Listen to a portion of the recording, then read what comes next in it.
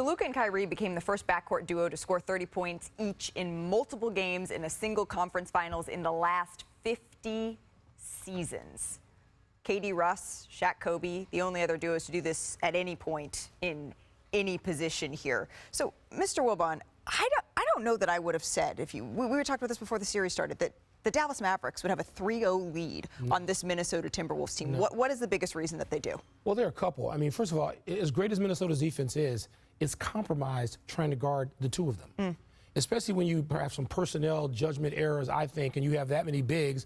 That's not going to help you because you keep having Rudy Gobert. And I feel bad for Rudy Gobert. And, Perk, you could speak to this better. He's out there in a position he should not be left in. No big man in the history of the game should be out there trying to figure out what to do with Luka Doncic in space. That's just not good judgment coming out of the huddle. You got to do something else. So those two guys, those people keep talking about closers, they're just great players. They've compromised Minnesota's defense. And also, the Mavericks are playing defensively better than I think anybody thought they would. Kyrie talked about this with us, actually, a few nights ago, about getting to the All-Star break, saying, you know what? As good as we are offensively, this is not going to sustain us at a championship level. It isn't. They've done better. And one more time, I'm going to give credit for this stuff to Jason Kidd and his staff, because they have been able to get that team to do individually and collectively things they weren't even doing in February. That's great coaching. Derek Lively, though, a huge part of what they're able to do defensively. We obviously saw him leave that Game 3 early. Woj, what's his outlook for the rest of the series? Well, I'm told that Derek Lively's testing, MRI, that all checked out, came back clean. But today, that neck is still stiff. Okay. It is sore. And listen, it could improve by tomorrow. It could feel a lot better. But right now, they're unclear about his availability for Game 4.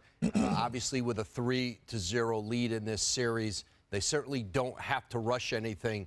But the expectation is that Derek Lively's, if he does miss Game 4, is not going to miss much beyond that. Okay, so that's about as good of news as you can get, considering how hard he fell and the knee to the back of the head there, Chiney. Yeah, it is. But when you look at what is the reason for the Mavs' success, to me, we all knew this Mavs team had two of the best closers in basketball, but we did not know the impact of what that major win at the trade deadline was when it came to the impact of their bigs. And you alluded to it. Defensively, I don't think people expected that they would have the best defense since March 7th in the NBA. Right. And they play with passion. And I think it just takes me to the sound that we heard from Luka Doncic after the game saying, hey, we give a lot of credit to the maturation of our team, to the maturation of Kyrie Irving. He's holding them accountable by playing defense himself, as we've seen in the earlier rounds, and also practicing with the bigs before practice, after practice. All of that combines to a team that is bought in, whether that is coaching, whether that is scheme. They are doing more with quote-unquote less based off of the lack of advantage they have,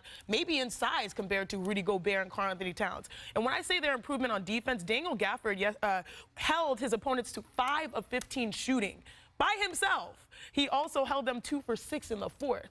And then offensively, if you look at the Mavs, they had 48 alley-oops so far in this postseason. The rest of the postseason has 59 combined. They figured out how to utilize their bigs defensively, but also they figured out how to use their bigs offensively, where it's like Luka, Kyrie, and then we get a layup, or we get a dunk, or we get an alley-oop.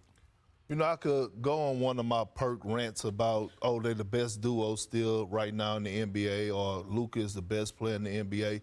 But when I'm watching this team right now, I see a family. And as a guy that has been to 5 NBA finals, won the NBA championship, shared locker room with greats, I know what a family look like. And that's a family right there.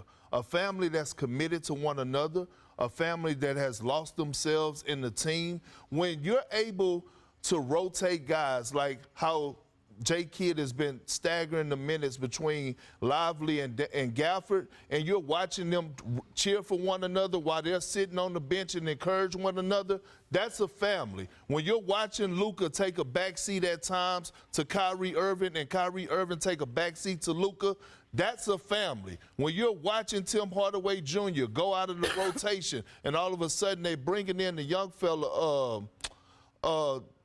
the second-round pick, I can't think of his name. He had some huge buckets for him last night. It'll come back to me. Hardy, the kid Hardy, he come into the rotation.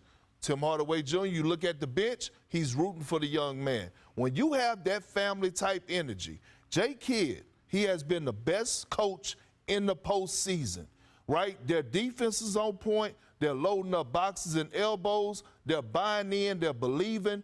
And in the middle of that game, Jay Kidd was able to make an adjustment, in-game adjustment, and go small. I thought it was going to benefit the Minnesota Timberwolves, but yet it benefited the Dallas Mavericks. I'm watching it. They're family. They're family, and they're real. And anybody that's going to have to face this team, because I believe they're going to get past Minnesota, and it's going to be the Celtics. You better strap your damn shoes. Can I quote Kendrick Perkins? I'm just curious which quote. Agenda-free basketball. Yeah, there we go. There you go. They are playing it.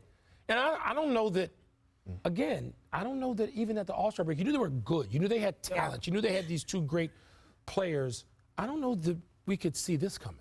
I did not see going up 3-0 on a Minnesota Timberwolves team that has been tough as they come all season long, and now all of a sudden they are just one win away from heading to the NBA Finals. Wanna try to boast at what I look like. Keep them down, try to wear, I pull up long range. Jimmy with the heat, I'm on fire. It's NBA, I'm a